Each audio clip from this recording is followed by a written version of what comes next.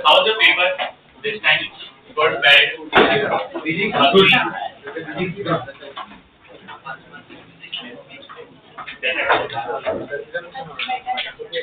Better? Anything better, yeah. Overall, yeah, physics. Yeah, yes.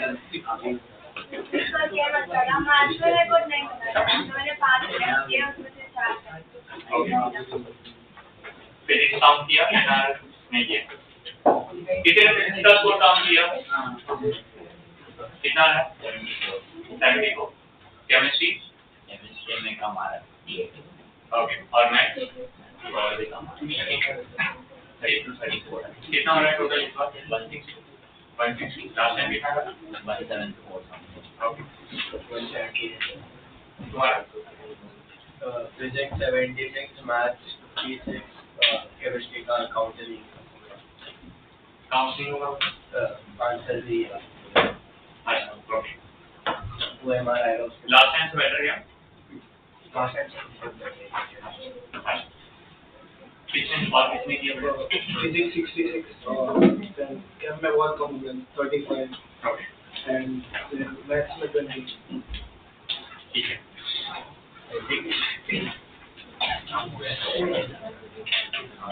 केम में हो गया 45 और ओके, और कोई? Physics कम हुआ, and so chem हुआ 47, chemistry में 18, maths 44. केमिस्ट्री कितना? 18 बहुत कम हुआ। और मैथ्स 47. इस बार केमिस्ट्री बहुत ज़्यादा कम हो गया, मतलब मुझे 20 आया है केमिस्ट्री में, मैथ्स में 40 आया है और फिजिक्स में भी 42 आया है।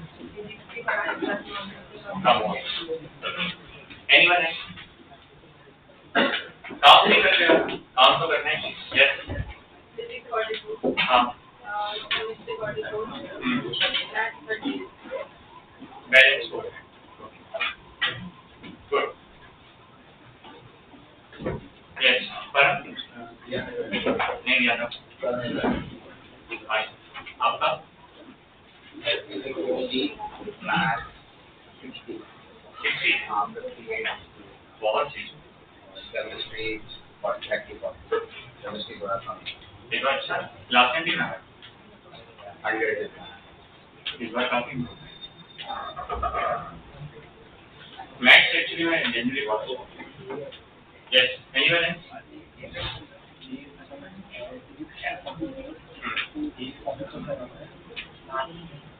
33। ओके। पेपर में फिजिक्स में डिफिकल्टी कहाँ पे फेस हुई? तीन और बताओ। पहले इलेक्ट्रो में जो इश्यू हुआ और जनरली बताना है सो दैट हम उस पे काम करें, या अगर पूरे को नहीं हुआ बट स्पेसिफिक कोई सेक्शन को होगा। ये मैंने पूछा B5 है, तो मुझे थोड़े बच्चों ने बताया सर यहाँ पे इश्यू हुआ। B2 में शायद मुझे बच्चे मिले आए क्योंकि एक बार फिजिक्स का पेपर कॉमन था, मैंने बोला था ना, so it was common for all streams 12 okay. तो मैंने बोला कि कोई ऐसा स्पेसिफिक पार्ट जहाँ पे आपको प्रॉब्लम फेस हुआ वो बताओ।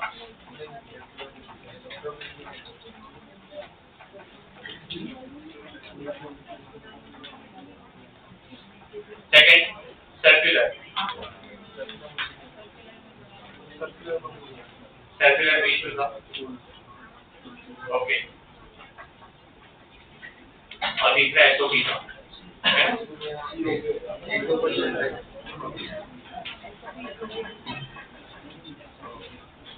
डाउट है कोई क्वेश्चन या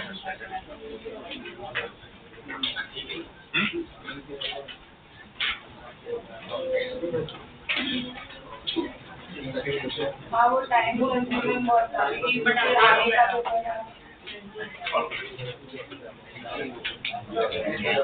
एक दो question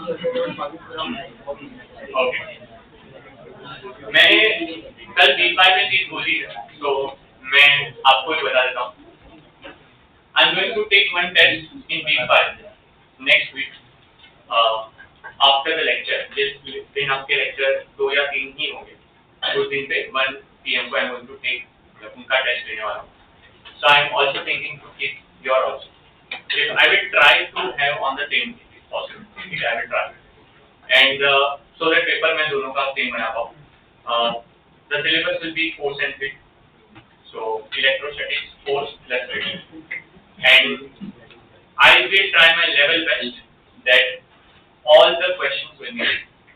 So new questions, no repetition, no p-values, no questions from text and it will be a balanced paper like there will be questions जहाँ पे definitely सोचना पड़ेगा कुछ होगा there will be questions जो आपसे बन जाए so a balanced paper but I want to cover each and every type of question so पूरे पेपर में आप लास्ट में जब पूरा एनालिसिस करोगे तो 25 क्वेश्चन में आपको हर एक टाइप का क्वेश्चन दिखेगा हर एक कंसेप्ट का so I will try to make it Sunday को आपका टाइम टेबल आएगा वो मैं एक बार गो थ्रू कर लूंगा दोनों का काउंट अकॉर्डिंगली फिर मैं ही एक आपका ग्रुप पे मैसेज पोस्ट करूंगा ठीक है तो अनाउंस अभी देखिए करके रखा कि आप धीरे धीरे करके रेडी रहो वैसे भी ये संडे को you have a test of physics and math है ना उसमें वापस मैं मतलब फील्ड या कुछ पूछूंगा आई थिंक क्योंकि सिलेबस में इलेक्ट्रो स्टडीज है ना तो आप रेडी तो करोगे तो बस नेक्स्ट वीक मशीन पे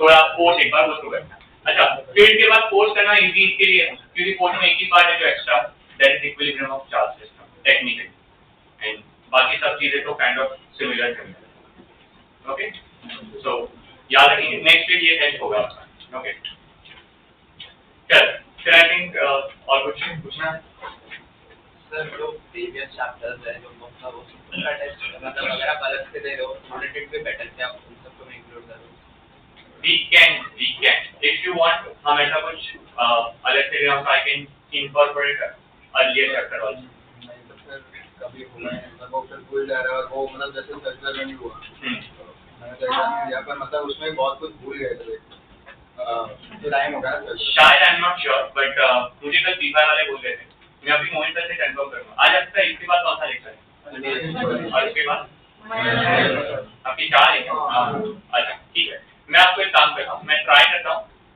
मोहित सर से डिस्कस करके बताने का सर बोले थे कि जो ऑनलाइन टेस्ट होगी ना उसमें हम ट्राई करेंगे अर्लियर चैप्टर्स को इनकॉर्पोरेट ने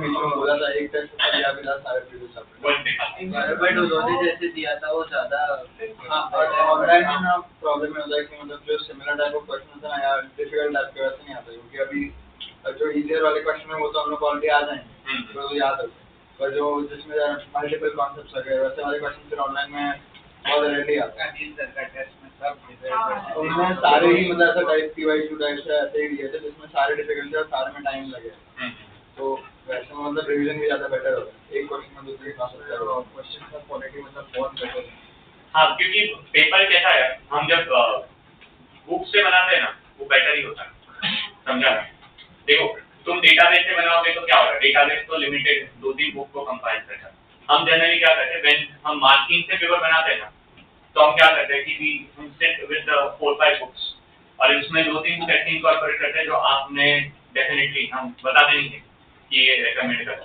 तो वो हमारे लिए टीचर रिकमेंडेशन तो वहां से क्वेश्चन आएंगे वो नहीं दी इसलिए मैंने बोला कि मैं जो पेपर बनाऊंगा दैट विल बी मी जो आपको पता नहीं होगा तो वी कैन डू दैट आप बताओ देखो मुझे ऐसा भी चाहिए कि लाइक बहुत सारे चैप्टर्स ना हो बिकॉज मुझे ना क्वालिटी को कॉम्प्रोमाइज नहीं करना अगर मैं क्वांटिटी रखूंगा तो फिर क्वालिटी कॉम्प्रोमाइज फिर क्या होगा बहुत सारे चैप्टर सीखा है if you are okay with it I can do it मतलब मैं तो फिजिक्स सीखना हुआ उतना कर सकता हूँ या हम 2 या 3 चैप्टर पे फोकस कर सकते हैं लास्ट जो 3 हुआ लास्ट जो 3 का सेट हुआ था, मतलब आपको ग्रेविटेशन बाउंड का सेट करा और लास्ट के 3 सेट का 15। तो आप बताओ वैसा कुछ करना है क्या? सब लोग एग्री कर रहे हो? सर उसमें 25 क्वेश्चन नहीं भी करेगा तो 15 मतलब एक बार कर दो, शॉर्ट होगा तो बट एक बार रिवाइज हो गया क्योंकि वो चैप्टर रिवाइज हो गया। ठीक है, तो I think the chapter which were done was circular, then one was gravitation and ये तीन हुए थे। ठीक है, चल मैं डिस्कस करके तुम्हें आज अपडेट करता हूँ और ग्रुप पे भी मैसेज करता हूँ। ओके, चल let me start. Last lecture we started with the typo and I think in the typo luckily हमने वो 3 cases कवर कर लिए थे। yes, all the 3 cases। तो उसके आगे हम चलते हैं। This is the topic of dipole itself। Please write down electric dipole kept in uniform electric field।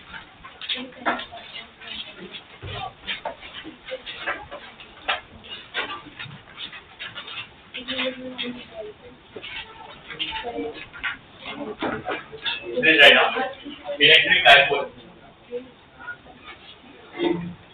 kept in uniform electric field।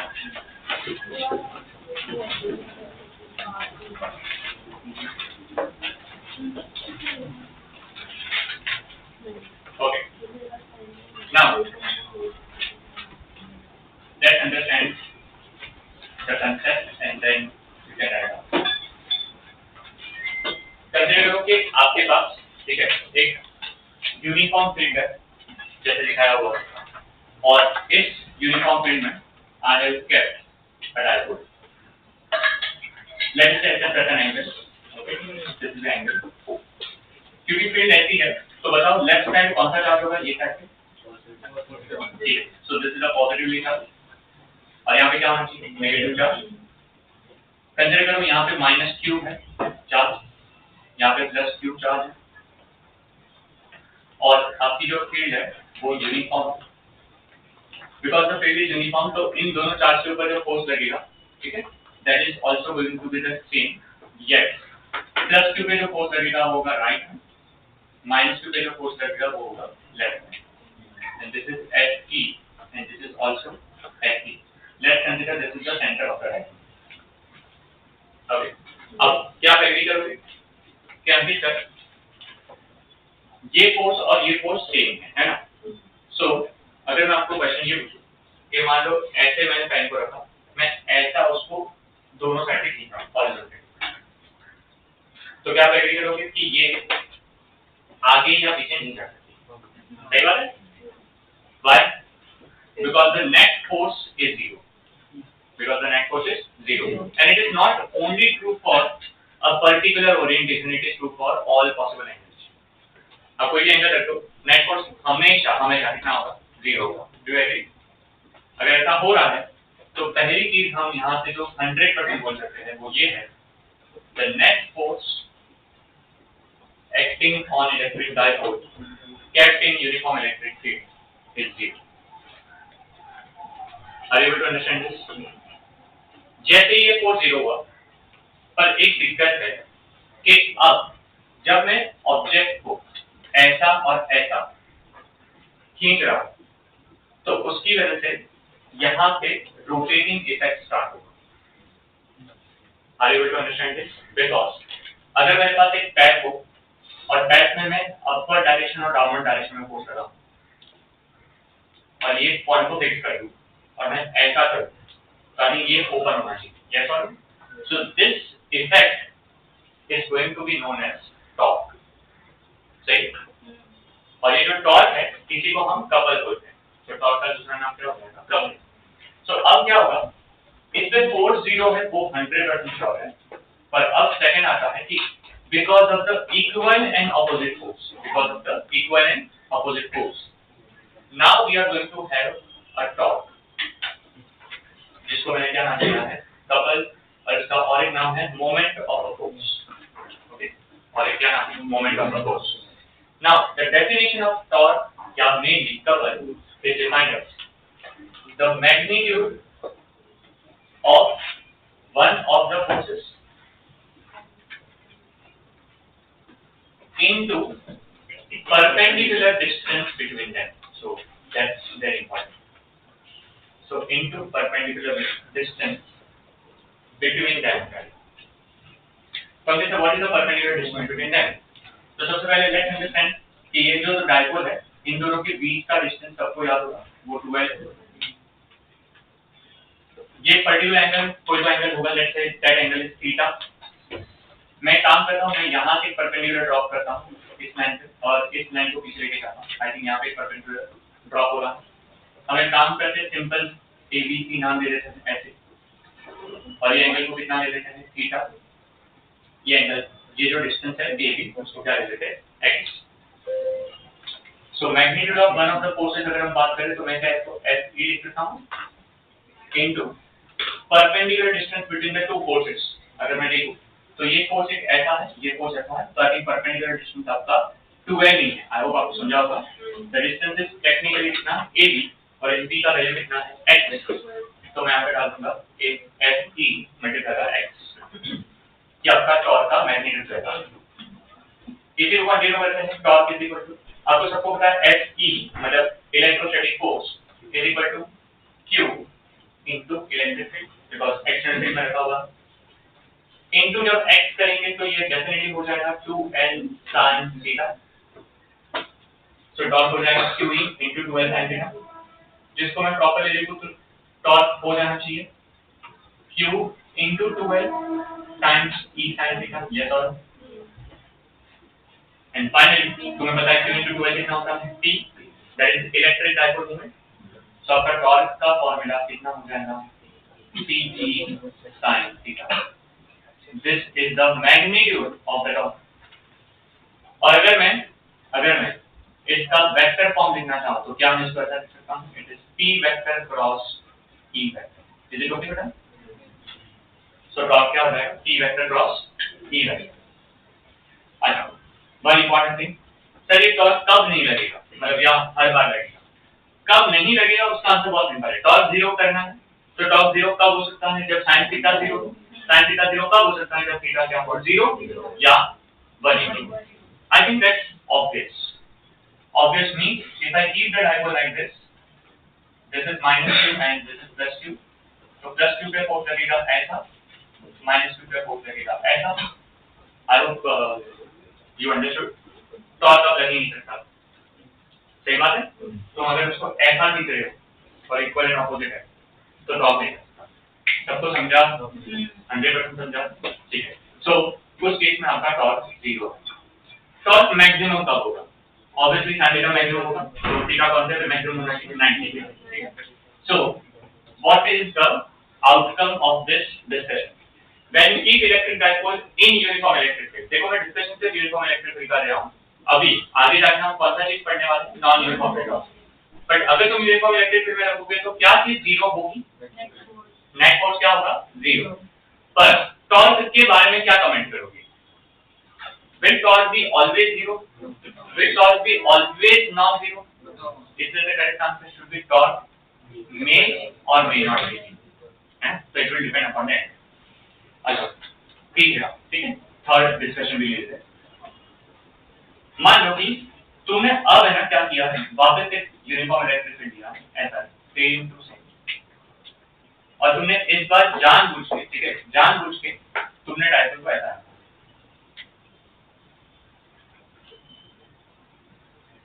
अब तुमने जानबूझ के रखा है इसका मतलब ये है कि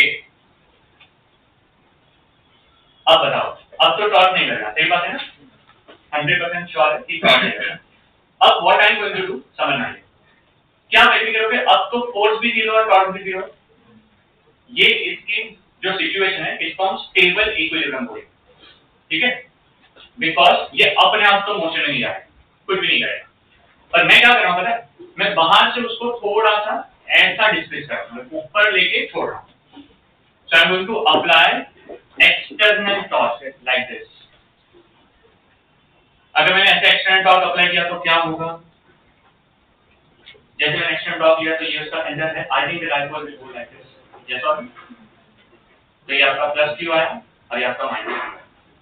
जैसे मैंने इसको थोड़ा सा ऐसे अपवर्ड डायरेक्शन में लेके गया तो वापस उसको ऐसा इलेक्ट्रिक फील्ड फोर्स अप्लाई करी।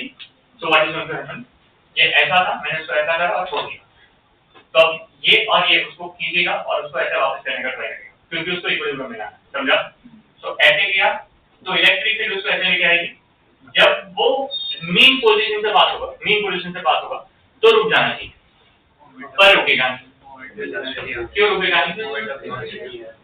मोमेंट ऑफ इनर्शिया नहीं, इनर्शिया। हाँ, किस वजह से नहीं रुकेगा? तो इनर्शिया की वजह से रुकेगा नहीं, तो वो थोड़ा सा नीचे जाएगा, और जब नीचे जाएगा तो अब ये फोर्स यहाँ लग रहा है और यहाँ लग रहा है, ऐसा बाहर, तो मतलब वो ऐसे घुमाएगा, तो जब ऐसे घुमाएगा तो ऐसा, and now they are going to oscillate. They are going to oscillate exactly like a seesaw. Okay, exactly like a seesaw. पर ये जो seesaw की तरह उसका oscillation हो रहा है ना अभी, क्या ये ऐसा है कि एक mean position के अबाउट oscillate हो रहा है? इसलिए हम उसको बोलेंगे this is the example of simple harmonic motion. वापस ये क्या बन गया? Simple harmonic motion. पर दिक्कत वाली बात ये है, मैंने जो ऐसे जब पढ़ा था वो कैसा था? मैं उसको मीन पोजीशन में रखता था, ऐसा डिस्प्लेस करता था, वो ऐसे होता था या ऐसे होता था। इस बार कैसा ऑसिलेट हो रहा है? ऐसा, and it is oscillating in an angle arc format, yes और नो? इसीलिए this kind of SHM is known as angular SHM. तो एसएचएम के मेजर दो टाइप होते हैं, one is linear, second is what? Angular. दोनों तुम्हें है मेन एडवांस में। पहले मैंने कौन सा एसएचएम पढ़ा दिया था? लीनियर। अभी मैं क्या सिखाने वाला हूं तुम्हें? एंगुलर। ऐसे करते शायद पूरा एसएचएम पढ़ा दो, है ना? समझ में आया? सो अब देखो, इस केस में कैन वी से दैट जब वो इक्विलिब्रियम पे होगा, then external torque will balance by minus of electrostatic torque. तो मैंने एक्सटर्नल टॉर्क को किससे इक्वेट किया बताओ बेटा? Minus of electrostatic torque. अच्छा, अभी तक आपने बोला ये वाला तो डेरिवेशन किया, ये है इलेक्ट्रोस्टैटिक टॉर्क का फॉर्मूला क्या है? Dg sin theta. तो मैं लिखूंगा माइनस ऑफ क्या? Dg sin theta. Can you tell me मैंने क्यों माइनस साइन डाली? माइनस साइन क्यों आई? क्योंकि एक्सटर्नल टॉर्क का डायरेक्शन अगर एंटी क्लॉकवाइज है तो इसका डायरेक्शन क्या है? Clockwise. Are you able to understand that? इसलिए माइनस साइन है। अच्छा, एक्सटर्नल टॉर्क अभी तक आपको पढ़ाया नहीं गया है, दैट्स व्हाई मैं बता देता हूं the formula I into alpha. The formula for external torque हमें याद रखेंगे कितना होता है? I into alpha. Where I is known as, जिसका प्यार अभी उसने बोला ना, moment of inertia. Correctly, ये क्या है बेटा? Moment of inertia. Alpha तुम पढ़ चुके हो, बोलो alpha. Angular acceleration. Angular acceleration. अच्छा, since theta is very small. हाँ, ये डिस्कशन तभी हम कर सकते हैं जब थीटा हमारा क्या हो? Very small. एंड थीटा अगर वेरी स्मॉल होगा तो डेफिनेटली साइन थीटा को अप्रॉक्सीमेटली क्या बोलोगे? थीटा। सबको पता है? तो क्या साइन थीटा के बजाय थीटा डाल देते हैं? अगर थीटा सब्स्टिट्यूट करते हैं क्या हो जाएगा? Minus T theta. अब आ जाते हैं आई पे। चलो, अल्फा एंड ओमेगा, इन दोनों का रिलेशन बताओ। What is the relation between alpha and omega? Can we say alpha is d omega by dt? That's the definition. What is the relation between omega and theta? Theta by dt. That is omega is equal to d theta by dt. So, what is the relation between alpha and theta? d square theta by dt. Can you say that the double derivative? Yes. So, क्या मैं इसको relate कर सकता हूँ like this? d square theta by क्या बोलो? अच्छा, एक काम करो, I को डिवाइड कर दो, तो क्या हो जाएगा बोलो? d square theta by equal क्या हो जाएगा? Minus e by r times क्या? क्या आपको समझ में आ रहा है सबको? अच्छा, अब the standard equation of angular SHM is the standard, that is the differential equation of angular SHM is d square theta by dt square is minus omega square theta. That's the standard equation. So इससे आपको पता चल गया है what is the standard equation of angular SHM. This is the standard equation d square theta by dt square मतलब alpha is equal to क्या होता है? minus omega square theta if you look at this and if you look at this, you will find that these are exactly same. Yes. तो मतलब ये term यहाँ पे आ चुका है, ये टर्म भी यहाँ पे आ चुका है, माइनस साइन भी आ चुकी है, इससे जो बचा है वो कौन सा बचा है?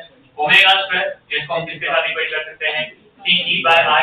So by comparing 1 and 2, can I write omega square is equal to क्या लिख सकता हूँ बोलो? TE by I. यहाँ से क्या ओमेगा को हम बोल सकते हैं अंडर रूट ऑफ बोलो क्या? TE by I. But omega क्या होता है बोलो? 2 pi by T is equal to क्या लिख सकता हूँ बोलो? Under root of TE by I. Therefore P is equal to क्या हो जाएगा? 2 pi under root of I. Very and very important formula. Time period of electric dipole kept in uniform electric field, which performs angular acceleration. Okay, बहुत सारे devices है इसके ऊपर. Frequency पूछा जाता है, इसका उल्टा कर दोगे. क्या क्या टर्म याद होने चाहिए या क्या क्या मीनिंग है? I क्या है? What is I? Now the problem. हम किस सर मोमेंट ऑफ इनर्शिया ही नहीं आता, राइट? और जो भी क्वेश्चन आप करवाओगे उसमें मोमेंट ऑफ इनर्शिया निकालना हो तो कैसे निकालेंगे? याद रखना है MVR is angular momentum. MVR क्या है?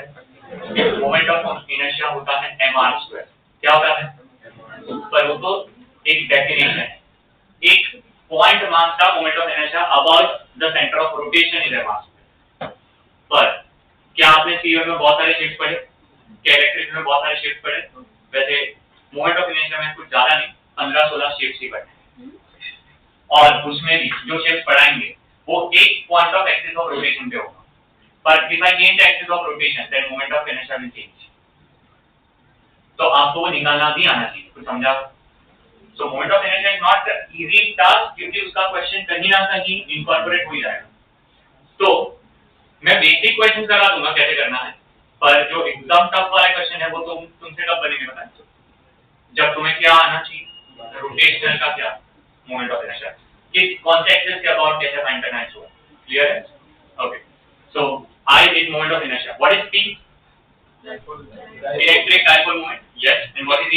इलेक्ट्रिक. ओके. ये तीन डिस्कशन जो मैंने लिए हैं that is only applicable when you have which field? If it is not uniform, then the discussion is not necessary. Okay. Give an idea.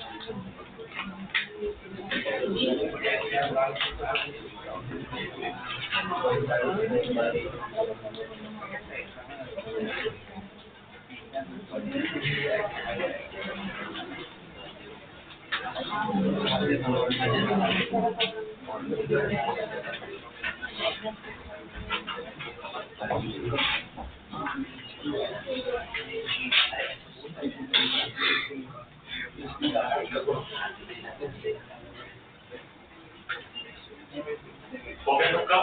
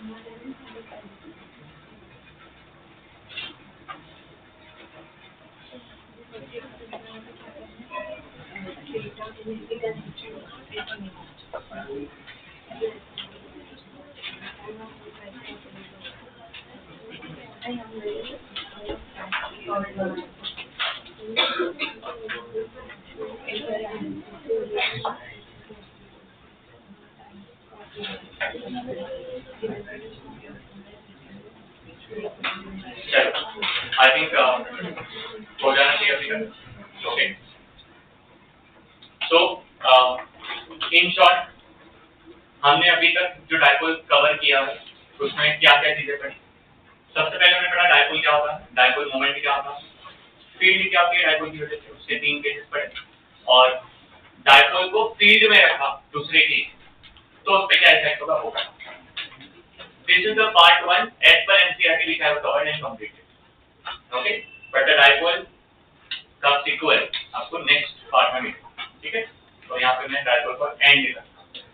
अच्छा, क्यों end करूँगा? क्योंकि अब dipole का जो next part है वो है dipole की वजह से potential क्या होगा, dipole की वजह से potential energy क्या होगी, dipole interaction क्या होगा।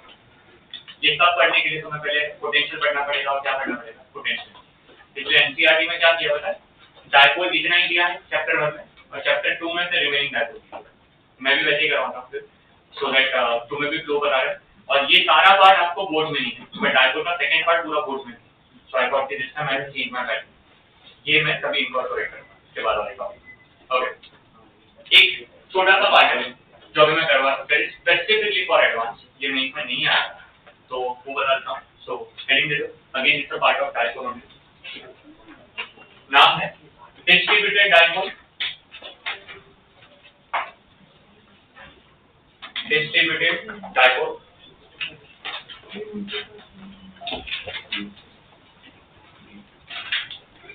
and dipole moment of distributed dipoles and dipole moment of unequal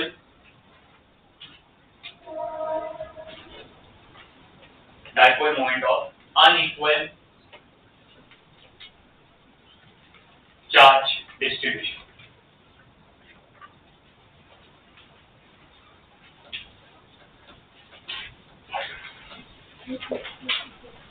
Unequal charge distribution. Okay, so इसमें सबसे पहले I am going to cover distributed dipole.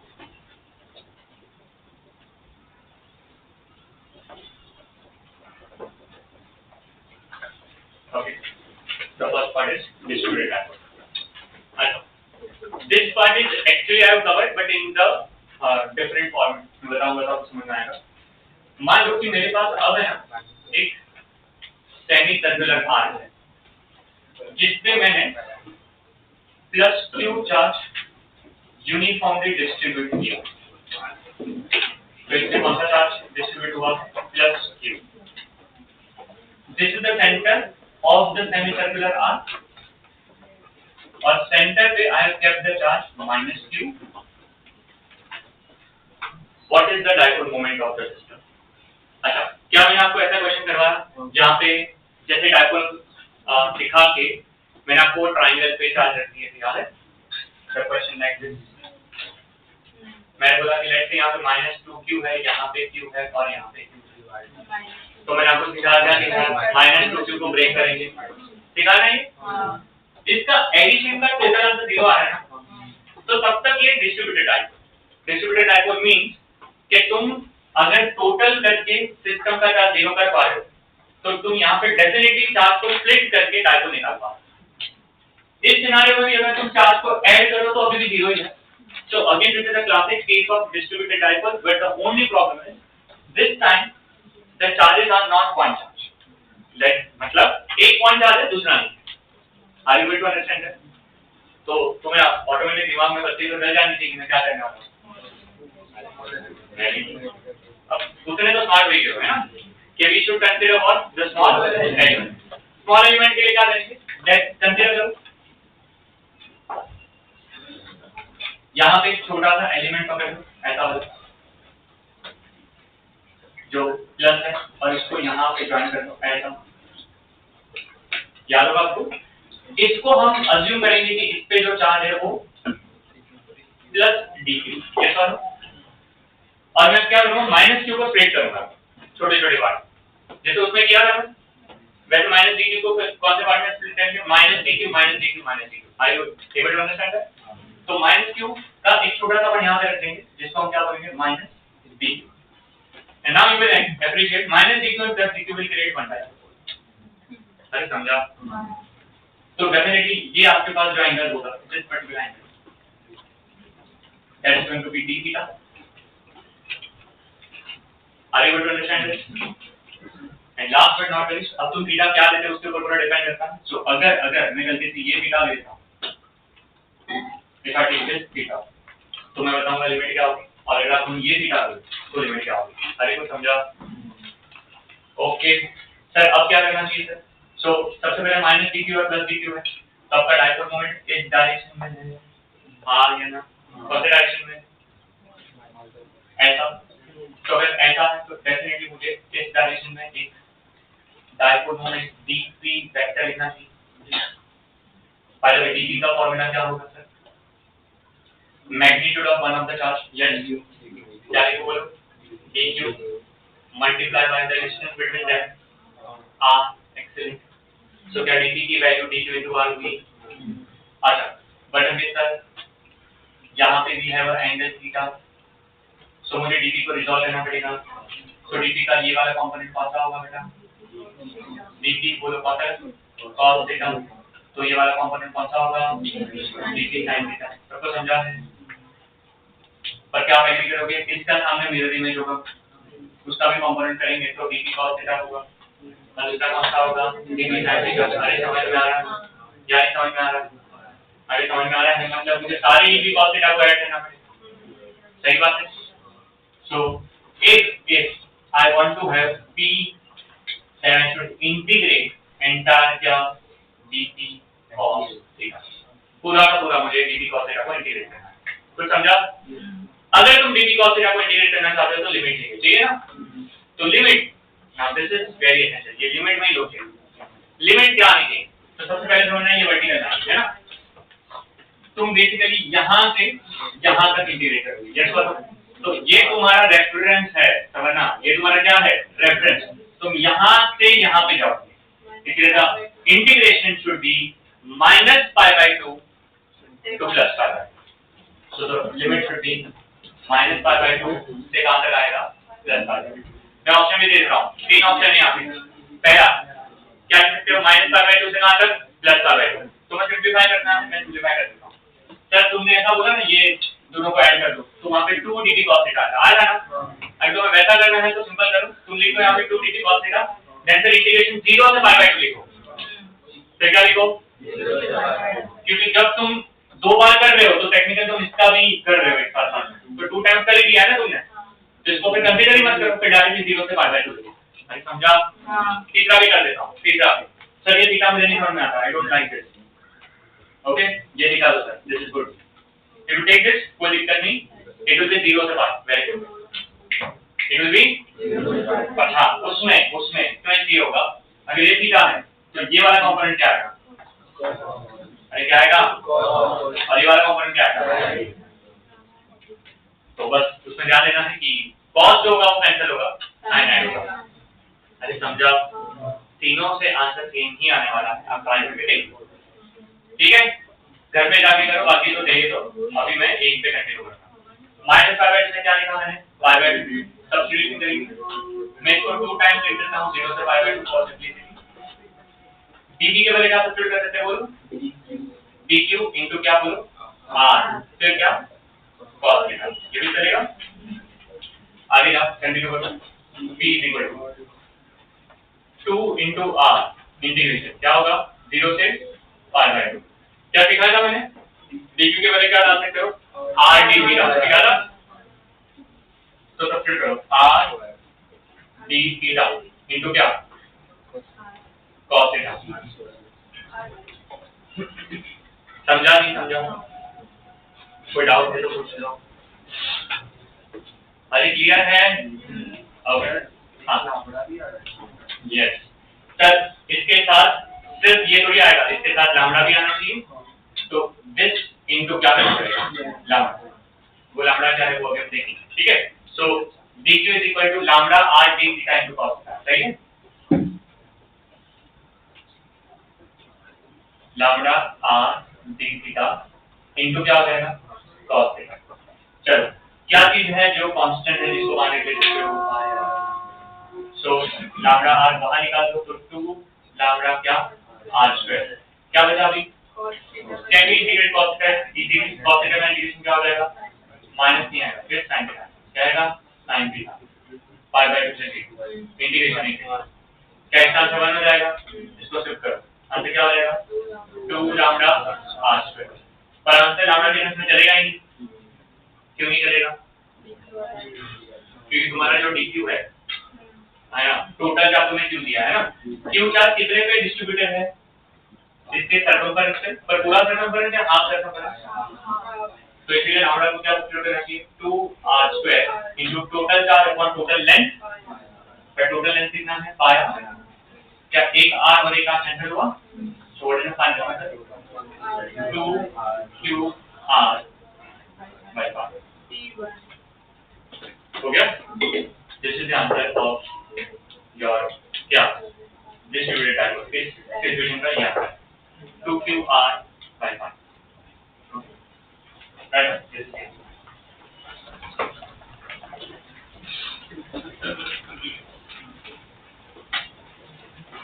अच्छा, इसका सेंटर ऑफ मास निकाला है क्या आप लोगों ने,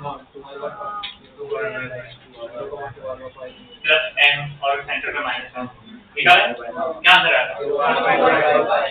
ये आंसर था।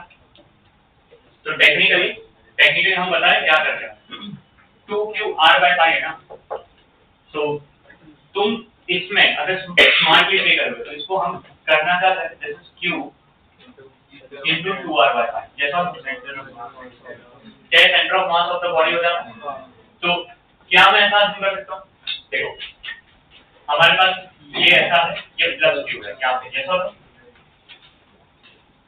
ये सारे प्लस का सेंटर ऑफ चार्ज यहाँ पे नहीं, और यहाँ पे तो माइनस q ऑलरेडी है, उसको तुम्हें देखना ही नहीं, और ये जो तुम्हारे पास आ जाएगा that is 2r by pi, और तुम्हारा प्लस q।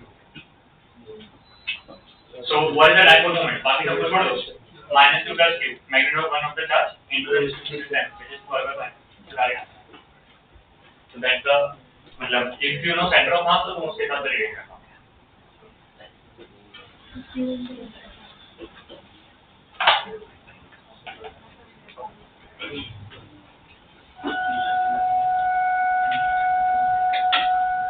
जनरली मेंस में आने के चांसेस हमें एडवांस में जाना है।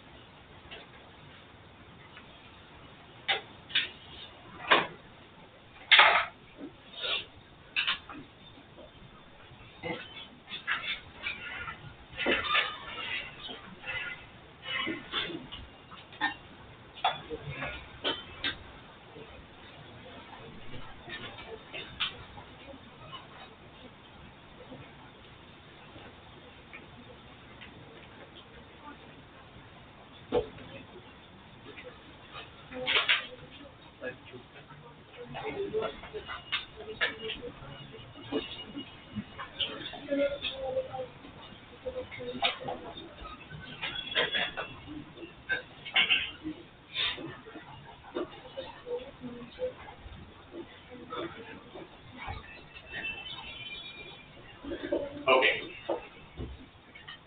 इसका 0.2 जो था, जैसे ये तो डिस्ट्रीब्यूटेड डायपोल हुआ, अब 0.2 लिखो।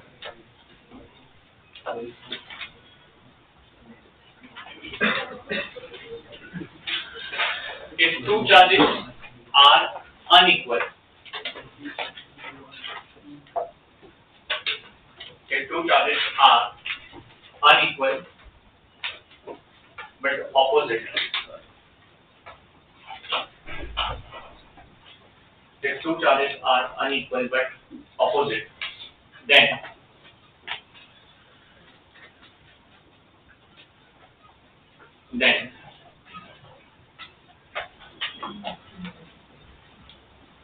they will not make a perfect dipole. Then they will not make a perfect dipole.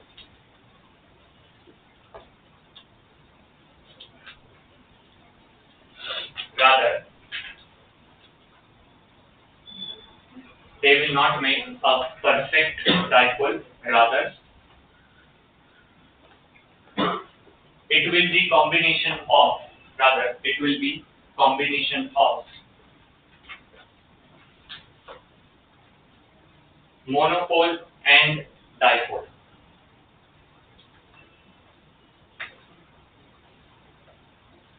It will be combination of monopole and dipole. In such cases,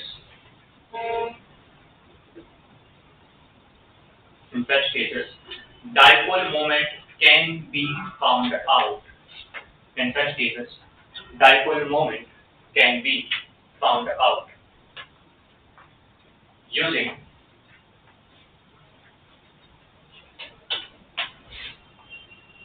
P vector equal to summation of Qi into Ri vector, where I is equal to 1 to n. Bracket में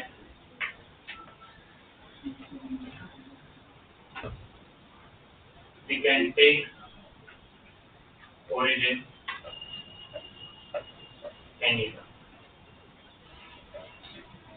I can take origin anywhere. Example.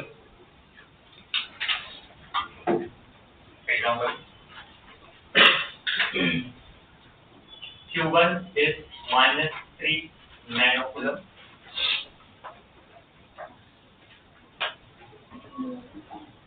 Kept at x is equal to -0.1 meter. Q1 is -3 nanocoulomb. Kept at x equal to -0.1 meter. Q2 +3 nanocoulomb. Kept at x equal to +3 +5 nanocoulomb. Kept at x equal to +0.1 meter. इसको -3 लिखना, -0.1 पे रखा, इसको +5 लिखना, इसको +0.1 पे रखा. Find dipole moment of system. Find dipole moment of system.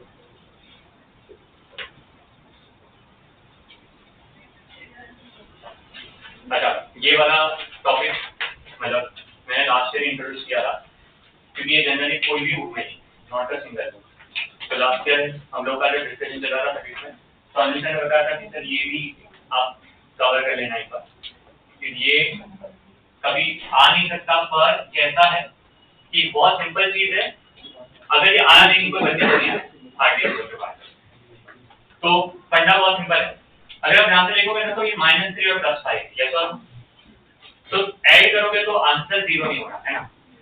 तो technically this is not a pure type, पर ये कैसा फंडा है कि -3 और +5 है, +5 को तुम दो पार्ट में ब्रेक कर दो तो एक +3 बनेगा, तो -3 + 3 कैन क्रिएट अ डाइपोल, और फिर एक +2 बचा है ना, वो +2 इज अकेला जिसके साथ उसका काउंटर -2 नहीं, और क्योंकि काउंटर -2 नहीं है तो it will have a monopole.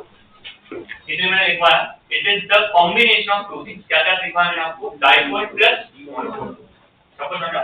और ऐसे सिनेरियो में फाइंड करने का तरीका ये, this is the formula, and the formula is absolutely simple, कुछ नहीं करना, तुम्हें क्या करना है, हर डाइपोल को वेक्टर फॉर्म में लिख देना और सिंपली उसका वेक्टर एडिशन करना, दैट्स इट, नथिंग एल्स।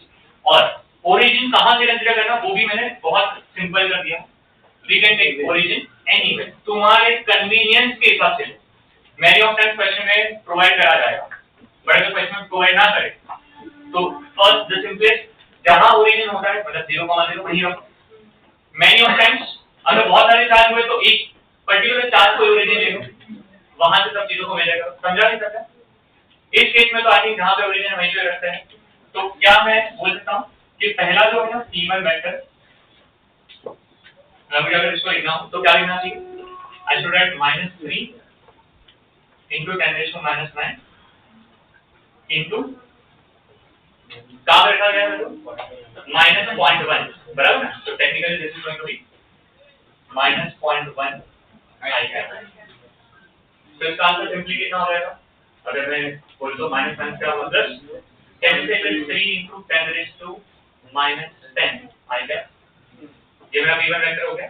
हाँ, ये उस केस में जब मैं origin is at my real origin, okay. P2 vector क्या होगा, P2 वेक्टर के लिए what should I right, 10 is 5 into क्या 10⁻⁻9 into वापस क्या होगा 0.1 आई है, परफेक्ट बेटा। क्या होगा can you tell me, it is 5 into क्या 10⁻10 क्या बोलो बेटा आई है। So finally what is the P vector? The answer is P1 vector plus क्या P2 vector. So what is the final answer? 8 into 10⁻⁻10. That's the answer of this kind of question. Very good. I hope सबको समझा। अच्छा, what if I take the origin at one of the charge? कर देता हूँ। तो मान लो कि मैं सिस्टम ऐसा ले लेता हूँ, यहाँ पे बदले यहाँ पे ओरिजिन, अब ओरिजिन यहाँ पे लिया मतलब टेक्निकली मेरा -3 नैनो कूलम जो कि मैंने रखा गया है -0.1 पे, उसको मैंने ओरिजिन माना है, तो उसका खुद का डाइपोल तो 0 ही होगा ना, क्योंकि उसका डिस्टेंस तो अपने से तो 0 है, तो I should not take this, yes और नो। तो अब तुम्हारे पास क्या है,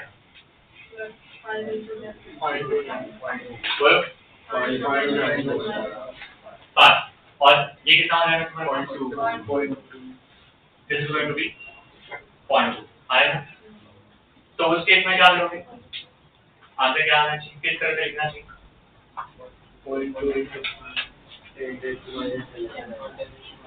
मतलब सेम वे में, बट इस बार क्या लिखोगे 5 into क्या डिस्टेंस, तुम्हें 0.1 नहीं लेना, तुम्हें क्या लेना पड़ेगा 1, ओके। पर एक चीज ध्यान से डेफिनेटली बता सकती है, क्या बता सकती है, जब तुम ओरिजिन शिफ्ट कर रहे हो तो अकॉर्डिंगली वैल्यूज भी चेंज हो रही है ना, हो रही है नहीं हो रही, और वो चेंज होने का रीजन भी है, क्यों रीजन है, can you tell me, if I shift my origin the values will change, why it should change, because technically है ना, तुम डिस्टेंस को चेंज कर रहे हो और तुम पर्टिकुलर चार्ज के ऊपर ही ओरिजिन प्लेस कर दे रहे हो, तो हम उसकी फील्ड को तो कंसीडर नहीं कर रहे, तुम सिर्फ दूसरे का कंसीडर कर रहे हो।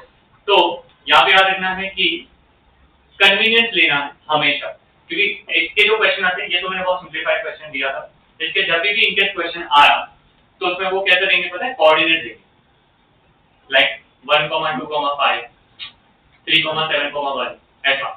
अब उस केस में तुम्हें उसका R1 वेक्टर लिखना पड़ेगा, तो उसमें बेटर क्या होगा, ओरिजिन को ही कंसीडर करो, सो दैट R1 वेक्टर लिखना easy. So this formula is not applicable only for two charges, this formula is applicable, मैंने लिखवा दिया, it is applicable for all the system of charge. बस याद रखना है सारे चार्ज पॉजिटिव होंगे तो ही करेंगे, यहाँ पे चार्जेस ऑपोजिट होने जरूरी है, क्योंकि मैंने बोला ना, it is a combination of dipole plus monopole. Is it okay?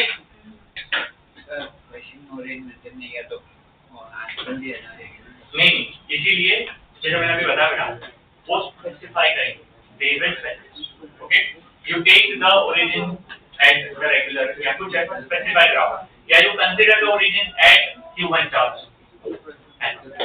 By the way, you will not find a single question based on this topic. Any. तो मैं लिखवा के रखा हुआ, लिख के रखो, अगर आया तो you know now what to do, ठीक है?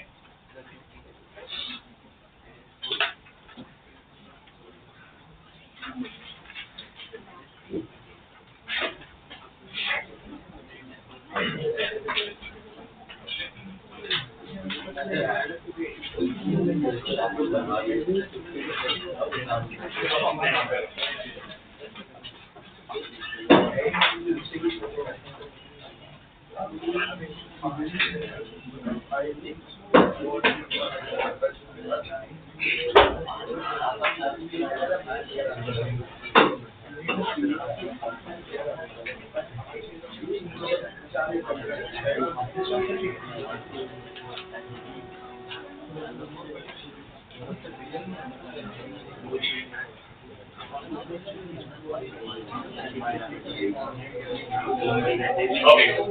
Should I give you the question? एक क्वेश्चन दूं मैं डायपोल के ऊपर, ठीक है? Right now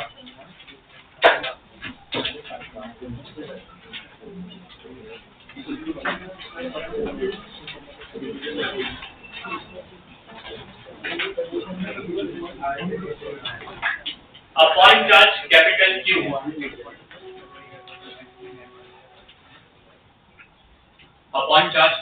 Q is located at P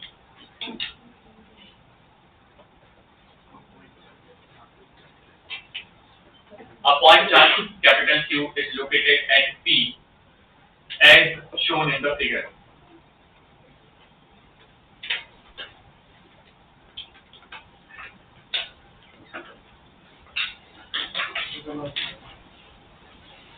For the charge particle at P,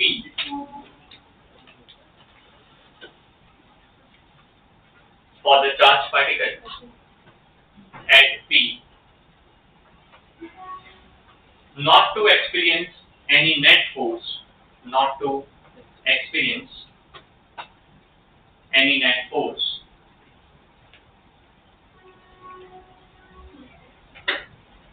which of the following correctly describes the situation? Which of the following correctly describes the situation?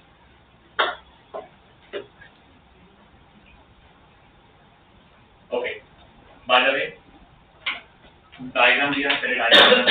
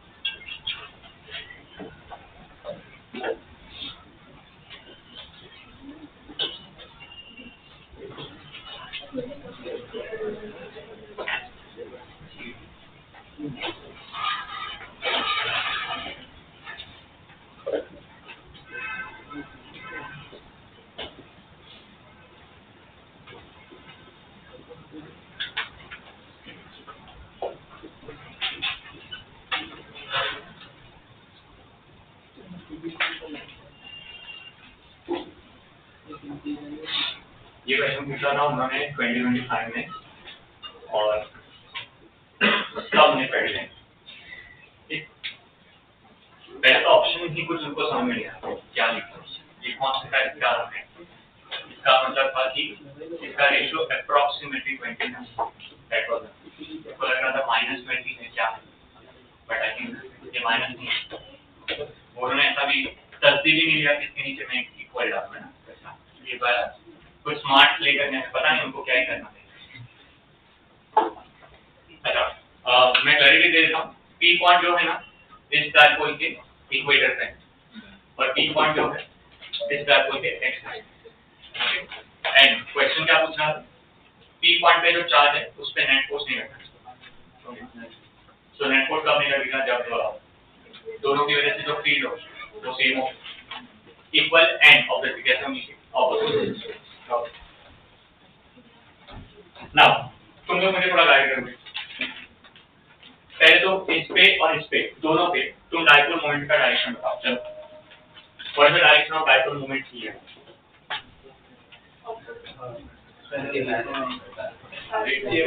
Dipole moment का direction बताओ। Dipole moment सिर्फ dipole moment, left या right, उतना left या right ऐसा। So this is our P vector. Yes okay, इसमें बताओ पक्का। डायपोल मोमेंट फिक्स्ड है, it is always directed from negative to positive, है ना, उसमें कोई डाउट नहीं होना चाहिए। ओके अब इसको फोकस करो। क्या पी पॉइंट इसके एक्सिस पे है? क्या एक्सिस पे जो डायरेक्शन होता है वो always always always parallel to dipole moment होता है। तो मतलब अगर ये ऐसा है तो इसकी वजह से भी ये ऐसा ही होगा। तो कैन बी सी दैट इसका आंसर होगा ऐसा। क्या इसको मैं ई एक्सिस बोल सकता हूँ? अच्छा क्या पी पॉइंट इक्वेटर पे है? इक्वेटर पे डायरेक्शन एंटी पैरेलल होता है। एंटी पैरेलल मतलब अगर ये ऐसा है तो इस पे ऐसा होना चाहिए। सो आई थिंक ये ऐसा होगा। कैन यू सी दैट ये इक्वेटर होगा? क्या आपकी बत्ती जली है? सबको जला। अब क्या ई एक्सिस इक्वल टू क्या होना चाहिए? हाँ तो ये 0 होगा ना ये। तो ई एक्सिस इक्वल टू क्या करेंगे? ई इक्वेटर। चलो अब अपना छोटा मतलब थोड़ा सा ऐसा सोचो कि कौन सा फॉर्मूला अप्लाई करना बेटर होगा, एग्जैक्ट या अप्रॉक्स? अप्रॉक्स। बताओ एग्जैक्ट। अगर आप एग्जैक्ट नहीं लगा रहे, अप्रॉक्स लगा रहे, ठीक है चलो बहुत बढ़िया। बताओ क्या फॉर्मूला था एक्सिस का? अप्रॉक्स वाला 2 kb बाय a कहां है? चलो तुम्हारी इच्छा, तुम्हारी 2 kb बाय r। तुमने लगा दिया, चलो लगा दो। इक्वेटर का फॉर्मूला क्या होगा? kb by r। क्योंकि सारा डायगोनल तो सेम टू सेम ही है ना। तुम्हें एक बहुत तो इक्वल बच्चे यहाँ नहीं होंगे, बच्चे इसके आगे भी है। Equal to 1 is equal to है ना। I am not looking. अगर मार्क्स करके आप चेक करोगे ना तो परसेंटेज करेक्ट इसका ज्यादा है। तो जो यहाँ से सॉल्व करके 0.5 बोल दिया और उन्होंने क्या है सही एक्सिस 2 टाइम्स इक्वेटर था। तो 2 का आंसर होना चाहिए, 2 नहीं लग रहा, 1/2 तो हो ही सकता है। I think to understand that this is not the right way to do it, है ना? बोले पहले ट्राई करने को, ठीक? अच्छा आंसर ये है या नहीं वो अलग बात है। पहले हम देखते हैं कि अप्रॉक्स फॉर्मूला नहीं चलेगा, उतना समझ गया आपको? तो अब किस में जा सकते हैं? एग्जैक्ट। बोलो exact formula 2 kb r upon r square minus s square का काम करते हैं। L के बदले A डालते हैं सो दैट मैं ध्यान दूं। ठीक फिर नेक्स्ट इसमें फॉर्मूला क्या होगा? kb upon r square plus a square सब होल रेज़ टू 3। सबको समझ में आ रहा है? अच्छा हम सर kb कैंसिल कर सकते हैं अभी। ओके ये मान लेके जाओ यहाँ पे कर सकते हैं ना। बोलो क्या हो जाएगा? 2r ब्रैकेट में क्या होगा? r square plus a square raise to 3। यहाँ पे क्या हो जाएगा? r square minus a square double square. एक चीज याद रखो, मुझे रेशियो किसका चाहिए? a bye r। तो क्या मैं ऐसा कर सकता हूँ कि मैं यहाँ से r स्क्वायर और यहाँ से भी r स्क्वायर को कॉमन ले लूं? अरे समझा? क्योंकि तो मुझे यहाँ पे a बाय r का रेशियो दिखेगा, समझा ना? तो मेरा दिमाग कहना चाहिए कि let's take r square common. If I take r square common तो ये 2r तो रहेगा आर स्क्वायर बाहर आएगा, पर आर स्क्वायर इनटू कितना होगा 3/2, क्या 2 कैंसिल होगा, तो कितना होना चाहिए आर क्यूब, क्या ये हो जाएगा 1 प्लस वर्ग a square by R square, raise to कितना, कैसे भी आर स्क्वायर कॉमन निकलेगा, आर स्क्वायर कॉमन निकला लेकिन square, what is R square, r is to 4, bracket में क्या होगा 1 माइनस a स्क्वायर बाय क्या the whole square, r is to 4 cancel, क्या r is to 4 कैंसिल हुआ,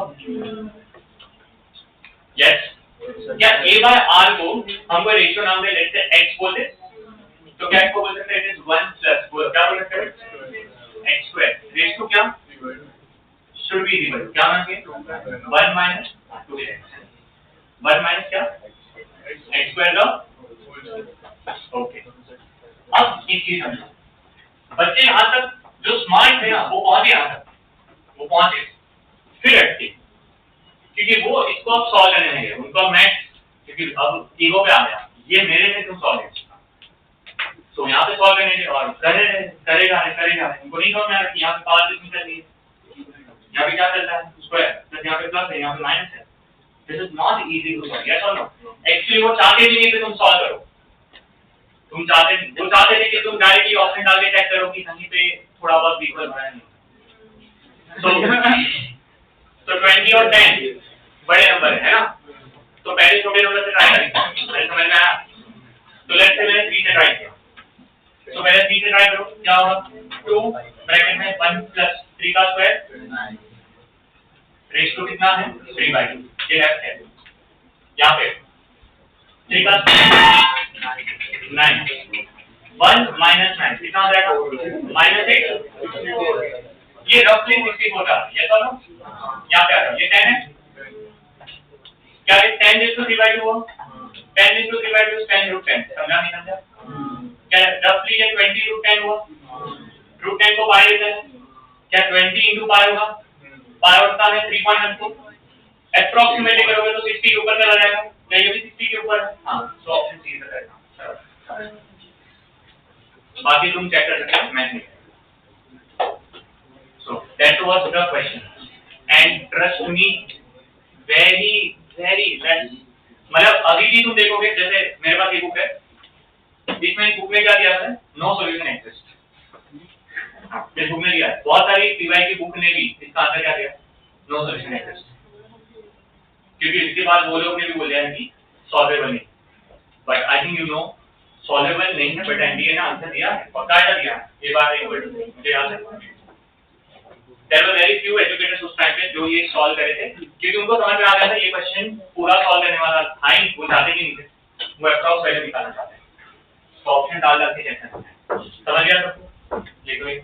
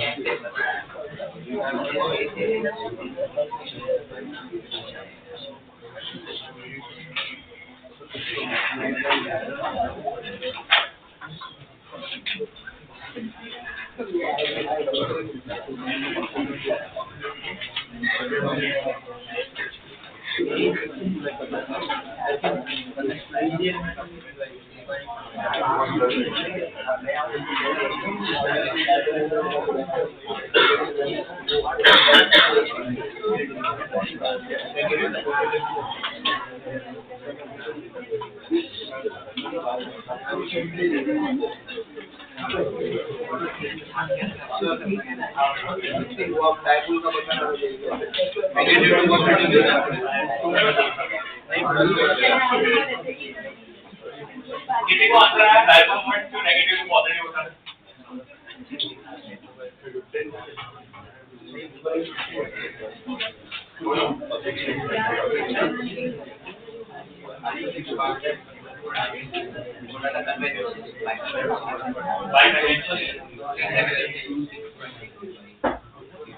इसने भी ट्राई नहीं किया क्या? ऑनलाइन में क्या दिखा रहा है?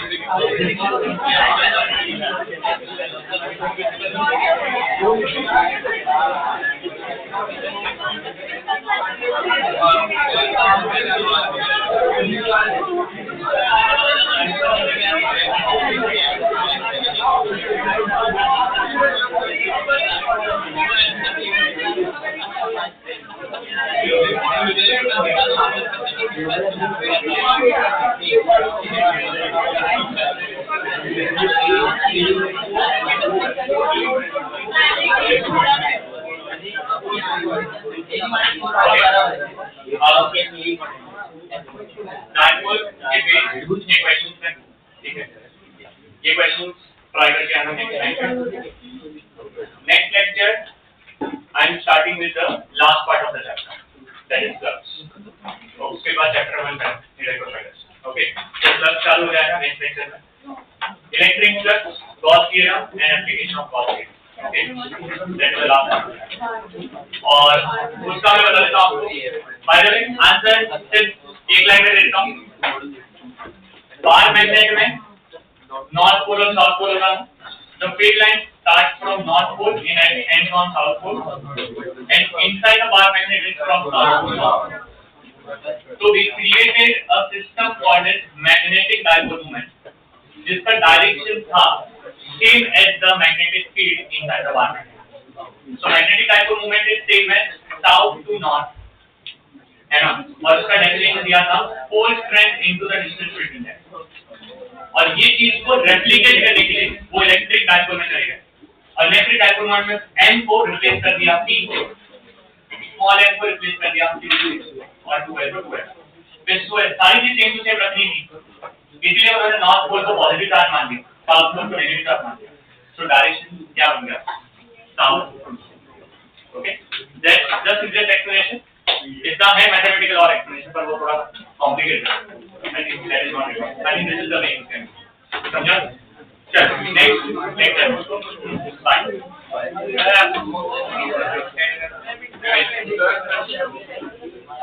कभी भी बैठेगा चलते बैठ चलेगा। सर ये पीवाई की बुक में क्या ये वाले पीवाई की बुक में हमने होमवर्क बुक नहीं करो ऐसा, फिर मैं अलग से